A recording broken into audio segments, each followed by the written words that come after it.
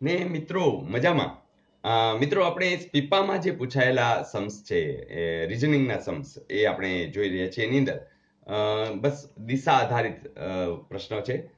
ક્યુ ગામ પી ગામની અંતરે છે, આર ગામ ક્યુ ગામની પૂર્વમાં છે, એસ ગામ એ પી ગામની ડાબી બાજુ છે, તો એસ ગામ છે આર ગામની કઈ દિશામાં આવેલું છે. મિત્રો આપણે જાણીએ જ છીએ કે દિશાની જ્યારે જ્યારે વાત આવે ત્યારે આપણે યાદ કરી છીએ વાવ ઈશાન પપ્પુને દે અગ્નિ. યાદ છે ને મિત્રો? વાવુ ઈશાન પપ્પુને દે અગ્નિ. વાઉ ઈશાન પપ્પુને દે અગ્નિ. તો બસ આટલી વસ્તુ જરૂરી છે. હવે શું કે છે?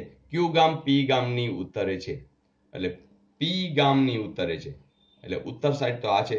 કોણ? ક્યુ ગામ. એટલે એ જરા જોવાનું કે કઈ વસ્તુ, બે વાર વાંચી લેવાનું કે ક્યુ ગામ છે પી ગામની ઉત્તરે છે, એટલે આની ઉત્તરે છે ને આની ઉત્તરે. આર ગામ છે એ ક્યુ ગામની પૂર્વમાં છે. પૂર્વ ક્યાં આવ્યું? આર્યું, આ બાજુ. તો આર ગામ છે એ આ બાજુ ક્યાંક છે. પછી એસ ગામ પી ગામની ડાબી બાજુ છે, એટલે આપણે આ સાઈડ જમણી થઈ, આ સાઈડ ડાબી, એટલે અહીંયા એસ ગામ છે. તો વાત એવી છે એસ ગામ છે એ આર ગામની, મતલબ કે આમ દિશા થઈ. તો આમ દિશા કઈ આવે? તો આ આવે. તો નૈઋત્ય છે કે નૈઋત્ય નથી. તો મિત્રો અંગ્રેજીમાં પણ ઘણી વખત આવી રીતના આવે કે આ દિશાને શું કહેવું? નૈઋત્ય ડાયરેક્ટ એ લોકો આગળ છે જ નહીં આવું કંઈ. તો ઈસ્ટ વેસ્ટ, વેસ્ટ ઈસ્ટ એવું બધું પૂછતા હોય તો તમે જોતા હશો કે અહીંયા પશ્ચિમ છે અને દક્ષિણ છે. તો આને પશ્ચિમ દક્ષિણ અથવા દક્ષિણ પશ્ચિમ એવું કંઈક આપ્યું હશે. જોજો આપ્યું છે, આપ્યું જ છે. તો અહીંયા આ જવાબ આવશે. ઘણી વખત આને તમે હવે જાણો છો કે નૈઋત્ય પણ બોલી શકાય, એ જ રીતે અગ્નિ પણ બોલી શકાય અને દક્ષિણ પૂર્વ પણ બોલી શકાય. તો કંઈ પણ આપ્યું હોય આપણને વાંધો આવશે નહીં. Is it okay? જોઈએ નેક્સ્ટ.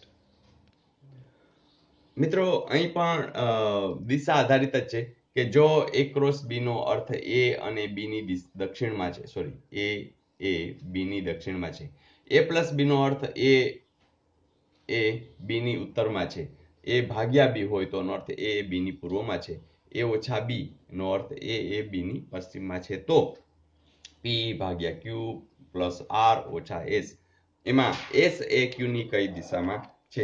મિત્રો ફરીથી એક ને એક વાત જે આપણે જાણીએ છીએ કે આપણી પાસે જે દિશા છે એને વાવ ઈશાન પપ્પુ ને દે અગ્નિ. ઓકે, તો અહીંયા આપણે જોતા જઈએ પી ભાગ્યા કી. તો પી છે એ શું છે? તો ભાગ્યા ક્યાં છે? તો આર્યું, તો એની પૂર્વમાં છે. તો પી છે એ ક્યુ ની પૂર્વમાં છે, તો આપણે ક્યુ લખશું, એની ઉપર આપણે સોરી પૂર્વ એટલે આ સાઈડ આવશે, એટલે આર્યું પૂર્વ, હે ને? ક્યુ એ, બરાબર. તો પી એ ક્યુ ની પૂર્વમાં છે. પછી ક્યુ એ આર ની ઉત્તરમાં છે. ફરીથી ક્યુ એ આર ની ઉત્તરમાં છે. તો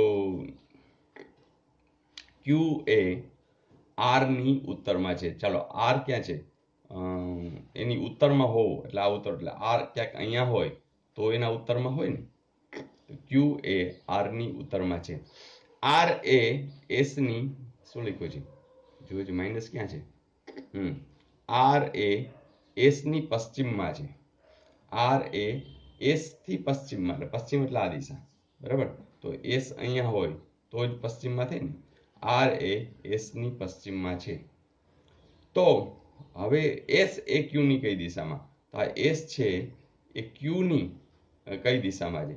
તો ક્યુ ની આ દિશામાં છે. તો તમે જરૂરથી કહી શકો એ આપણે અગ્નિ નામ છે, તો અગ્નિ તો નામ અહીંયા કઈ છે નહીં. તો મેં તમને કીધું એમ કે આ બેનું સંગમન નહીં, દક્ષિણ પૂર્વ એવું ક્યાંય છે? દક્ષિણ પશ્ચિમ, દક્ષિણ પૂર્વ, તો આ એનો જવાબ આવશે. તો મિત્રો દરેક સમની અંદર કંઈ હોતું નથી, માત્ર તમારું એક ધ્યાન, એક જ વાત તમે યાદ રાખી લો તો બધા સમ છે સહેલા સહેલા સહેલા જ લાગશે. અને મને ખબર જ છે તમને બધું સહેલું લાગી જ રહ્યું છે, અને એટલે જ મને કોમેન્ટ્સની અંદર તમે બધા આઈ એમ MBA, અને મને બધું આવડે, તો એ ડિગ્રી લઈ અને મને કહી રહ્યા છો કે સર હવે અમારી પાસે ડિગ્રી મળી ગઈ છે, મેથ્સમાં MBA, રિઝનિંગમાં MBA, અને એ જ રીતે અન્ય વસ્તુમાં પણ આપણે MBA થતા જ જઈશું. એને હમણાં તમને ખ્યાલ છે કાયદો પણ આપણે ભણી રહ્યા છીએ. તો આવું કંઈક કે આપણે સાથે સાથે કામ કર્યા કરી અને બધું આવડતું થઈ જાય તો કેવી મજા આવે. તો મિત્રો બસ આ રીતે આપણે કામ કરતા રહેશું. તમને એવું થોડું થતું હશે, અવાજમાં થોડો ફેરફાર છે, થોડી શરદીની અસર છે, પણ એનીહાવ બસ આનંદથી કામ કરતા રહીએ, બધાને જોડતા રહીએ અને મજા કરતા રહીએ. Wish you all the best. આવજો.